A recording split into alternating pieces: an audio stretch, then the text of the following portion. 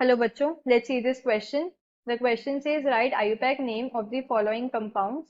हमें एक compound given है and हमें क्या है इसका IUPAC name लिखना है.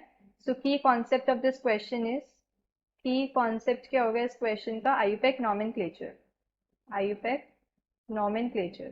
अब IUPAC nomenclature क्या होता है? ये एक systematic approach होती है. Systematic approach जिसकी help से हम क्या करते हैं किसी भी organic compound का name लिखते हैं.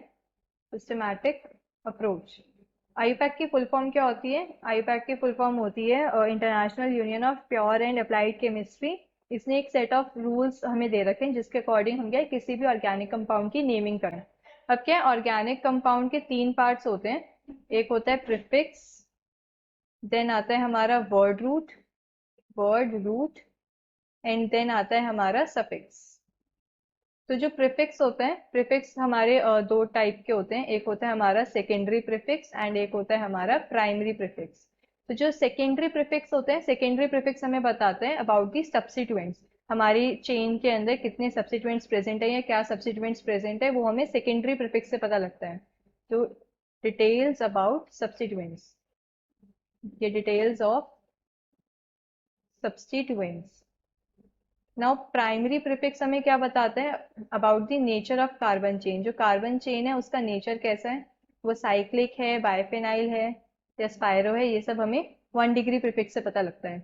वर्ड रूट क्या होता है? वर्ड रूट से हमें पता लगता है number of carbon atoms in main chain.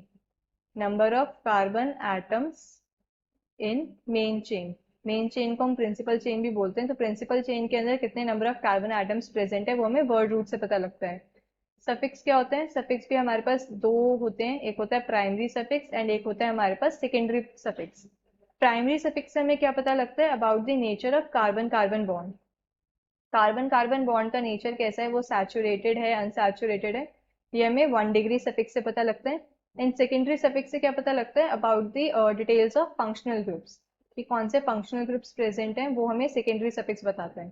Details of functional groups. Now given compound क्या है हमारे पास? अगर मैं गिवन कंपाउंड ड्रॉ करूं, given compound is CH3 CH3, then यहाँ पे भी CH3 CH2 CH3. ये हमें क्या है, एक कंपाउंड गिवन है, हमें इसकी नेमिंग करनी है. तो पहले मैं कार्बन चेन सेलेक्ट करूंगी. कार्बन चेन के अंदर मेरे maximum number of carbon atoms आने चाहिए.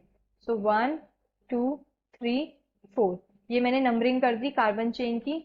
मेरे पास क्या है, 4 एटम्स आ रहे हैं, तो मेरा वर्ड रूट क्या हो जाएगा यहाँ पे, ब्यूट. अब नाउ ये क्या है, कंपाउंड हमारा सैचुरेटेड कंपाउंड है, इसके अंदर कोई भी double bond triple bond present नहीं है. तो हमारा जो प्राइमरी सफिक्स हो जाएगा वो क्या होगा, एन. क्योंकि सैचुरेटेड कंपाउंड है तो एल्केन की तरह हम क्या है, ब्यूटेन लिखेंगे, ब्यूटेन. इसके अंदर कोई फंक्शनल ग्रुप्स नहीं है तो इसके अंदर कोई भी सेकेंडरी सफिक्स नहीं है. अब हम प्रीफिक्स की बात करते हैं तो हमारे पास क्या है, दो सब्स्टिट्यूएंट प्रेजेंट है, मिथाइल, एंड दोनों क्या है, सेकेंड पोजिशन पे है. तो क्या आ जाएगा हमारे पास, 2,2 डाईमिथाइल, 2,2 डाईमिथाइल ब्यूटेन. तो आईयूपैक नेम क्या हो गया गिवन कंपाउंड का, 2,2 dimethyl butane. Hope you understood this well. Best of luck.